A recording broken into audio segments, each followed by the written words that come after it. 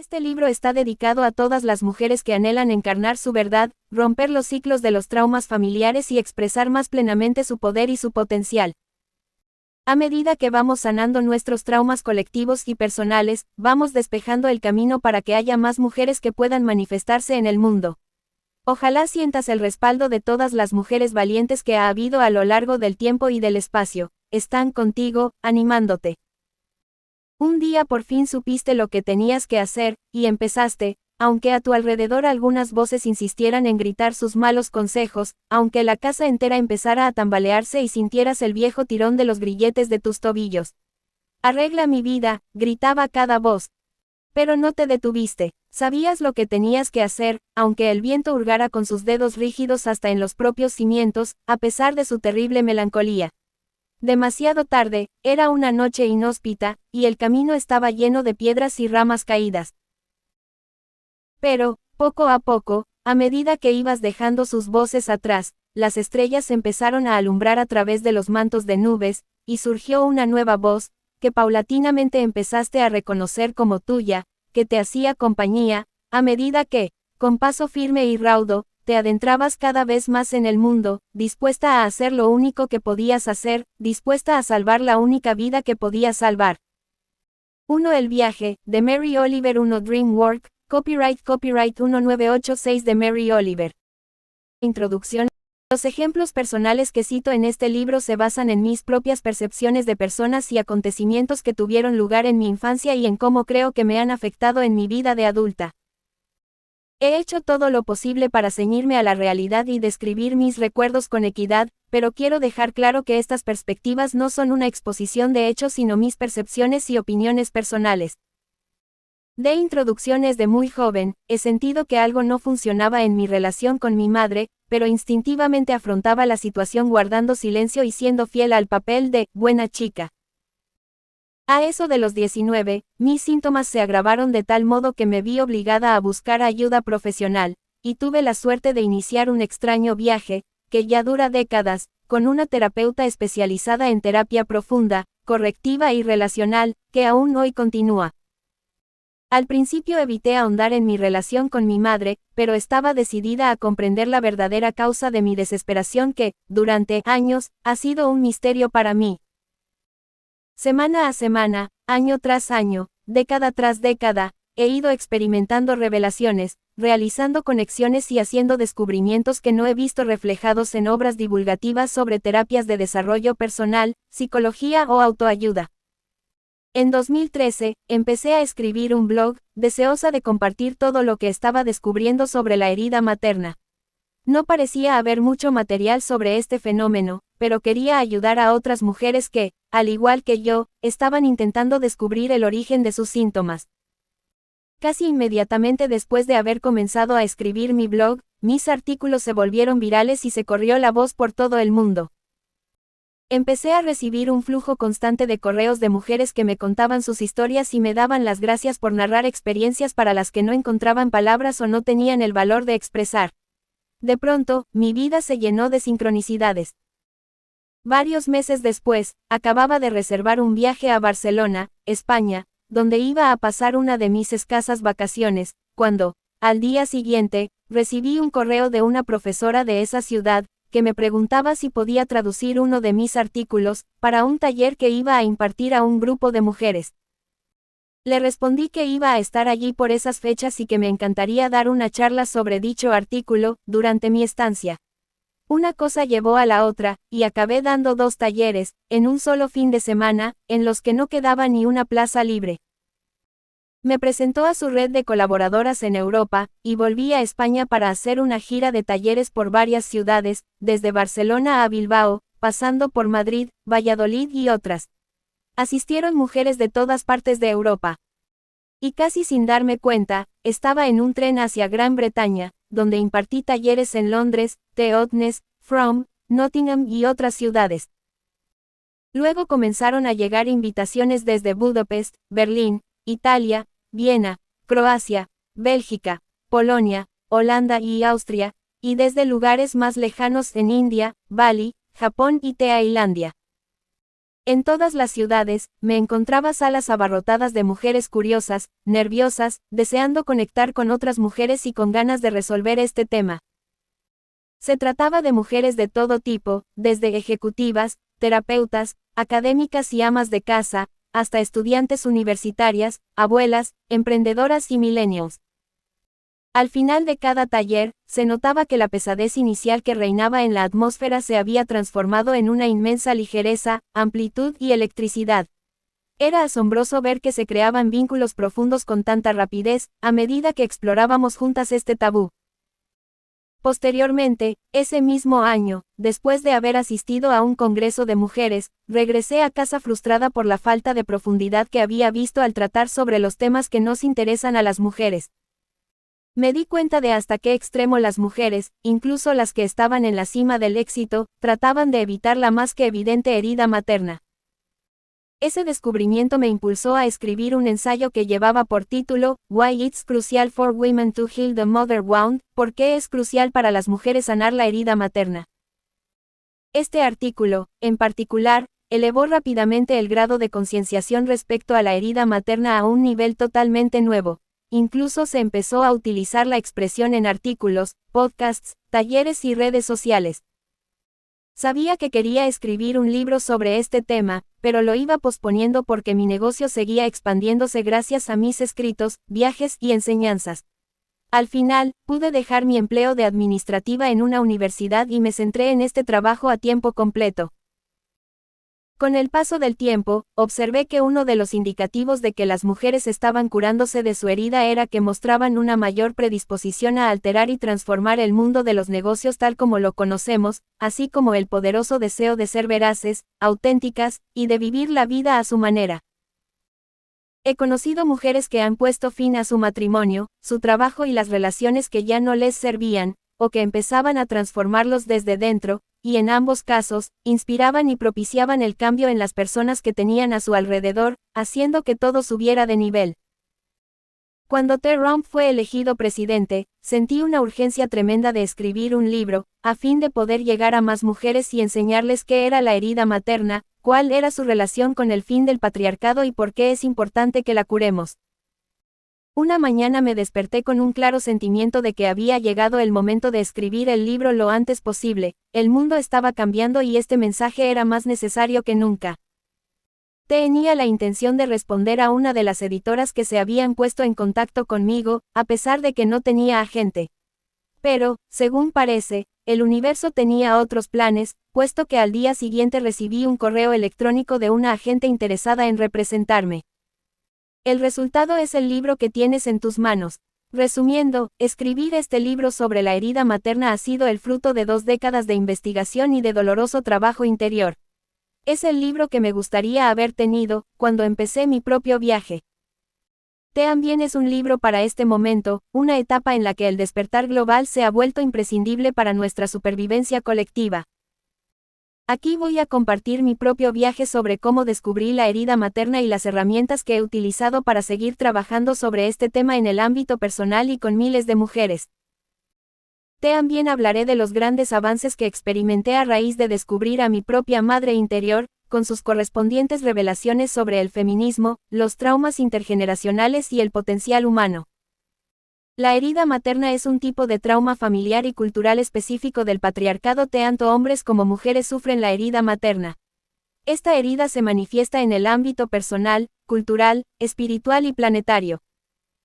Es un tema tan endémico en nuestra cultura que podría y debería ocupar varios volúmenes. Este libro no es más que una introducción, y se centra principalmente en el plano personal.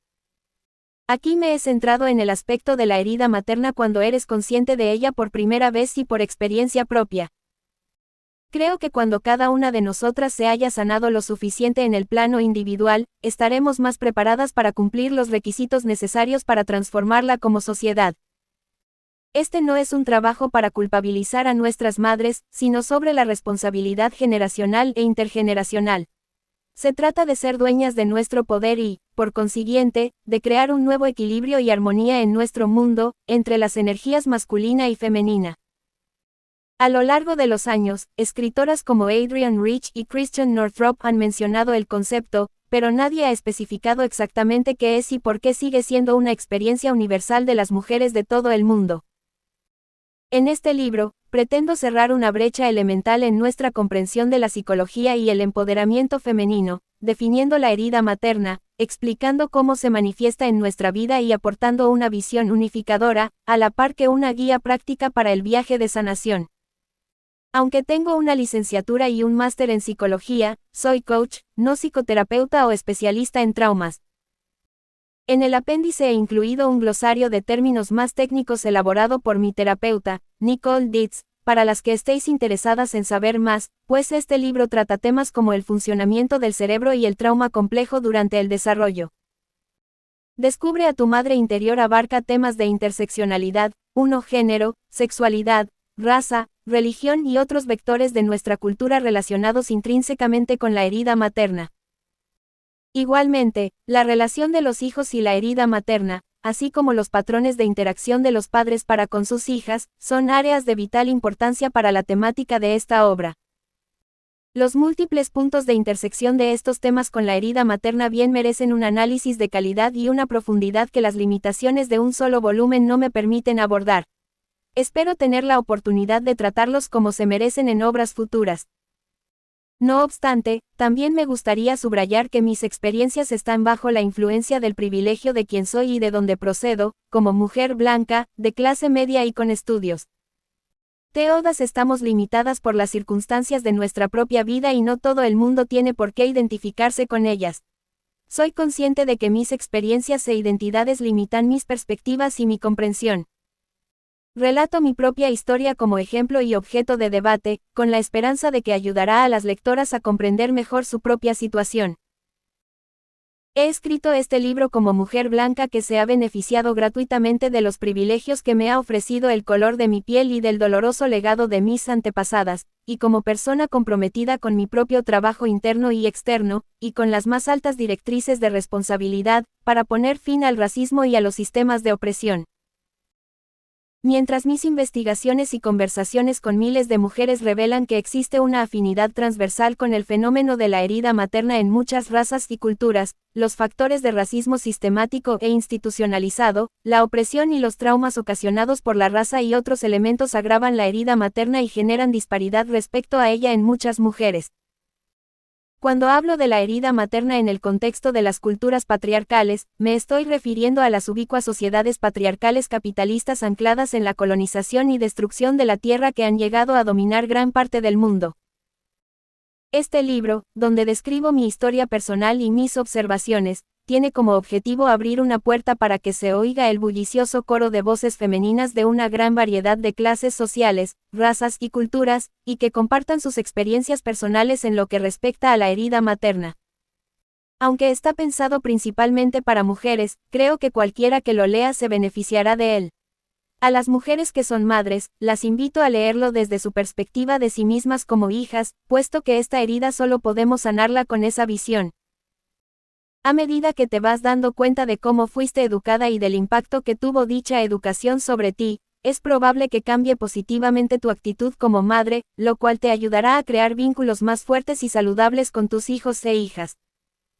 Aquí hago una transición de lo personal a lo cultural, empezando por una explicación de lo que es la herida materna, cómo se manifiesta y el tipo de dinámica de poder que genera. A continuación, indagaremos en el proceso de revisar los traumas dentro de tu familia, el trabajo interior que ello conlleva y, por último, los cambios que puedes esperar, a medida que avanzas hacia la otra orilla. Al final de cada capítulo hay una serie de preguntas para reflexionar, que son para ayudarte a analizar el material en el contexto de tu experiencia personal. Las que leáis el libro y os sintáis preparadas para profundizar en el proceso de sanación, os recomiendo que visitéis mi sitio web www.bethanywebster.com, en el que encontraréis más fuentes e información. En última instancia, sanar la herida materna nada tiene que ver con nuestras madres, sino con aceptarnos a nosotras mismas como mujeres y aceptar nuestros dones sin avergonzarnos. Tiene que ver con ampliar nuestra capacidad para albergar el dolor emocional y transformarlo en conciencia. Tiene que ver con restaurar un antiguo desequilibrio creado por el patriarcado. Con dejar de sentirnos inconscientemente niñas abandonadas y desesperadas, que proyectan su dolor hacia todo lo que las rodea. Sanar nuestra herida materna nos permite convertirnos en las afectuosas observadoras de la querida niña interior y ser un ejemplo vivo de la benevolente conciencia femenina que ha estado latente dentro de muchas de nosotras.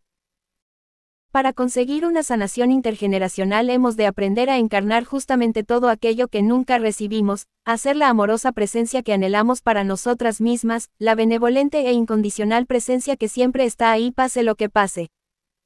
Hemos de darnos cuenta de que en nuestro interior tenemos una reserva de ayuda virgen, que podemos utilizar en cualquier momento. Nos convertimos no solo en el receptáculo sino en el contenido, en el anhelo y en lo anhelado, en el recipiente colectivo para algo nuevo y sin precedentes que ha de ver la luz en este mundo. Aquí tienes una breve muestra de los beneficios de sanar la herida materna. Recobramos la sensibilidad hacia la vida renace.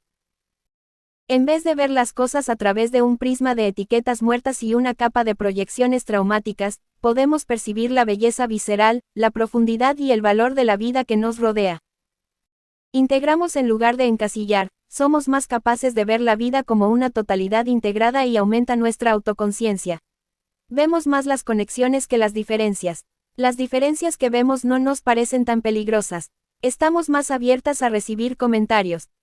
Vemos los detonantes como oportunidades. Nuestra forma de reaccionar es un indicador que nos muestra qué es lo siguiente de nuestro pasado que hemos de sanar. Cada detonante es una oportunidad para tomar mejores decisiones que las que tomamos de niñas. Reivindicamos vías de conocimiento vivas. La experiencia vivida se convierte en una fuente de sabiduría e información. Actuamos de acuerdo con nuestro propio autoconocimiento y aprendemos a confiar en él. Reclamamos la autoridad de nuestra experiencia. Aprendemos a confiar en nuestras observaciones e intuiciones. Priorizamos el ser, en lugar del hacer. Confiamos en nuestra necesidad de descansar, de silencio, de espacio, de tiempo, sin sentir que nos va a suceder algo terrible si no somos productivas. Decosificamos el mundo que nos rodea. A medida que nos abrimos emocionalmente a nuestra traumatizada niña interior, también nos abrimos a otras personas, sentimos más empatía y estamos más conectadas con las especies no humanas y con la propia tierra. Valoramos la vulnerabilidad. Cuando nos damos cuenta del alcance y de la magnitud de todo lo que hemos sufrido emocionalmente de niñas, valoramos emociones como la ira y la tristeza, y les damos la bienvenida, en vez de juzgarlas o avergonzarnos de ellas. Esperamos la renovación y la regeneración que nos ofrecen, así como la claridad que siempre deja su estela. Sanar la herida materna no es un camino rápido, atractivo o sencillo. Pero es el verdadero sendero hacia la sanación intergeneracional y la transformación, que hemos de experimentar con el fin de crear cambios duraderos para las generaciones futuras. A través de este trabajo, construimos un mundo mejor para nosotras, nuestra familia, nuestros hijos e hijas y el planeta. 1N de la T. Es un enfoque que defiende que el género, la etnia, la clase u orientación sexual, así como otras categorías sociales, no son naturales, sino creados, y están interrelacionados. Es el estudio de las identidades sociales solapadas y sus respectivos sistemas de opresión, dominación o discriminación. Término acuñado por la jurista afroamericana Kimberlé Crenshaw. Fuente, Wikipedia, capítulo 1 ¿Qué es la herida materna? Toda gran verdad empieza con una blasfemia. George Bernard Shaw Ramos. Una familia de clase media de Nueva Inglaterra. Mis padres tenían trabajos estables y vivíamos en un bonito barrio. Vivía en una casa, no me faltaba la comida en el plato y me iba de vacaciones en verano. Me compraban ropa al empezar cada nuevo curso y organizaban mis fiestas de graduación. Pero por muy buena que fuera la intención de mis padres, para mí, mi hogar era como una zona de guerra emocional, donde yo estaba en el centro. Mis padres se casaron jóvenes, y creo que repetían inconscientemente los patrones disfuncionales a los que estuvieron sometidos durante su educación en su propia familia. Tenía tan solo 6 años cuando mi madre me dijo que yo era su mejor amiga y que me quería más que a nadie. Por esas mismas fechas, empecé a observar que mi padre llegaba tarde por la noche y que iba a bares. Mi madre lloraba y yo la consolaba y me ponía de su parte, cuando se enfadaba con mi padre al llegar a casa. Era su aliada, su guerrera y, en un contexto emocional, su cónyuge sustituta. Sentía que mi seguridad dependía de proporcionarle apoyo emocional. Cuando mi padre volvía tarde por la noche, veíamos la televisión en su cama y hablábamos. Su confianza en mí me hacía sentirme importante, pero también esclava de su dolor. Albergaba la esperanza de que algún día pudiera corresponderme satisfaciendo mis necesidades. Con el paso de los años, fui ejerciendo cada vez más el papel de mediadora familiar, gritando a mi padre en nombre de mi madre, amparando a mi padre ante la furia de mi madre, poniéndome en medio para proteger a mi hermano cuando mi padre se ponía violento. Era la esponja para los sentimientos no deseados de la familia, la que paraba el primer golpe en los momentos de crisis, la que resolvía los problemas y el vertedero emocional. La consecuencia era que descuidaba constantemente mis propias necesidades, observaciones, sentimientos y respuestas auténticas que había en mi interior, me sacrificaba dándolo todo a favor del sistema familiar. Externamente, estaba calmada, pero internamente siempre estaba alerta intentando detectar catástrofes inminentes. A eso de los 7 años, soñaba repetidamente que encontraba un bebé real, uno mío al cual pudiera cuidar. Anhelaba ser una niña real, no una muñeca ni un objeto, sino una niña de verdad merecedora de atención emocional, de sentirse respaldada y de recibir cariño de un adulto sano. Desde la enseñanza básica hasta la media, desarrollé una profunda devoción por la Virgen María. Mis padres no eran religiosos, de modo que mi devoción era algo que pertenecía a mi propio mundo que era ajeno al suyo, era como una cuerda salvavidas en medio del caos. Algunas veces, me quedaba a dormir en casa de mi bisabuela, y me enseñó a rezar. Murió cuando yo tenía 10 años, y a mí me dieron todos sus objetos religiosos, figuras, estampas, rosarios y libros. Monté un altar en mi habitación y rezaba a menudo para que María se me apareciera de regreso a casa, cuando volvía de la escuela, o en nuestro jardín trasero, como lo hizo con los pastorcitos de Fátima.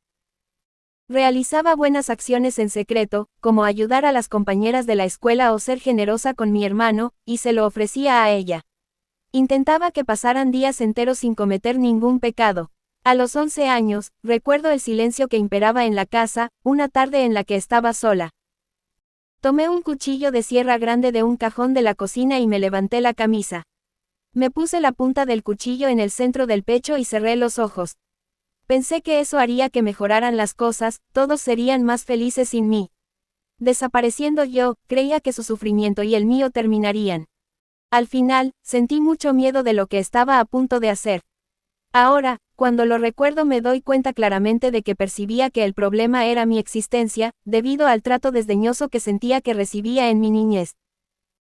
Durante toda mi etapa universitaria, seguí siendo una buena chica, a la vez que tenía la sensación de que las necesidades de mi madre me perseguían, hasta el punto de sentir como si una ominosa sombra estuviera siempre detrás de mí.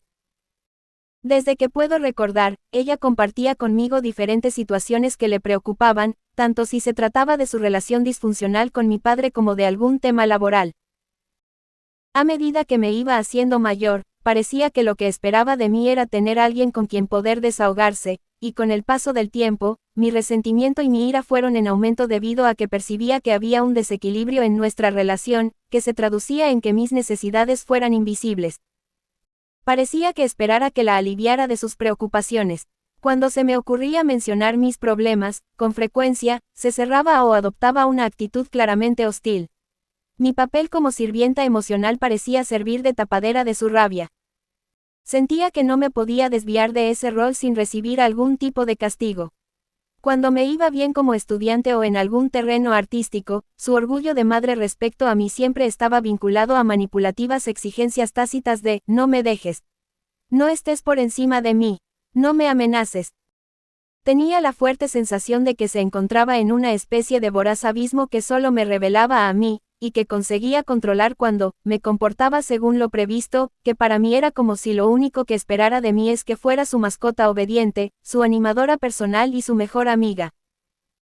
Cuando expresaba opiniones contrarias a las suyas, marcaba mis límites, daba muestras de tener un momento de confianza en mí misma o ejercía mi independencia de ella, se lo tomaba como una traición. Respondía con una dura ofensa, un bufido de exasperación o un rechazo inmediato a lo que acababa de decir. A veces, respondía con una mirada de furiosa incredulidad, como si mi capacidad para expresar una realidad diferente a la suya le provocara un súbito dolor físico.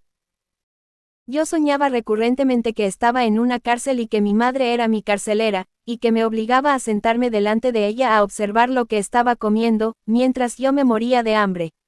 En la universidad, iba a la deriva. Estaba empezando a vivir la vida de mi madre, tenía relaciones semejantes a la suya con mi padre y estaba cursando la carrera de magisterio, igual que ella. Cada vez me sentía más perdida, deprimida y vacía, y me costaba más ocultarlo.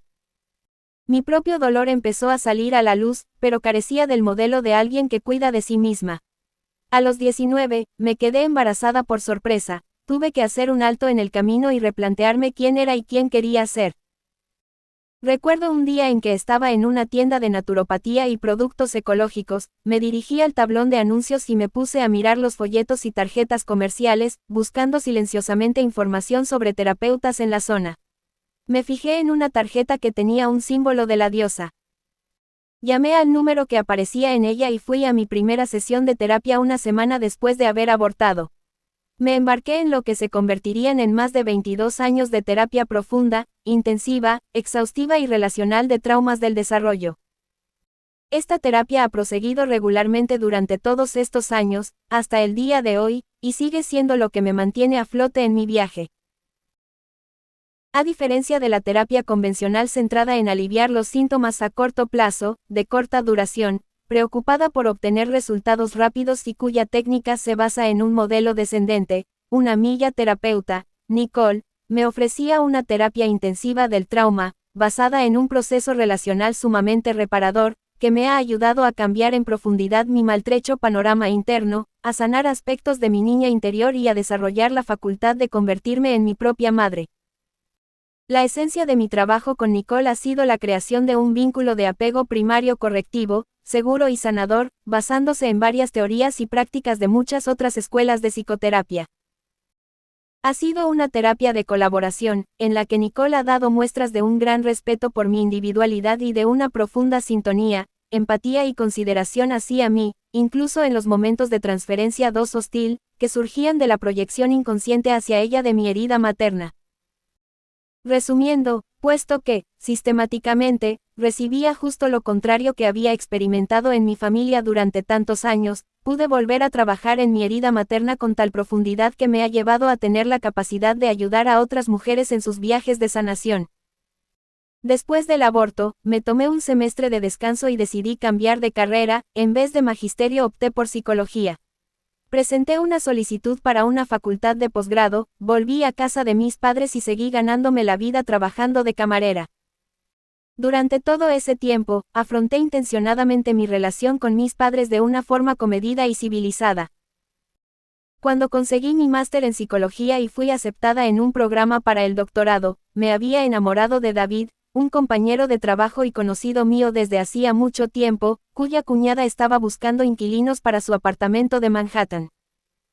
Decidí no sacarme el doctorado y marcharme a vivir a Nueva York con David. Al final, encontré un trabajo como escritora, correctora en una facultad de medicina de la Liga de la Hiedra.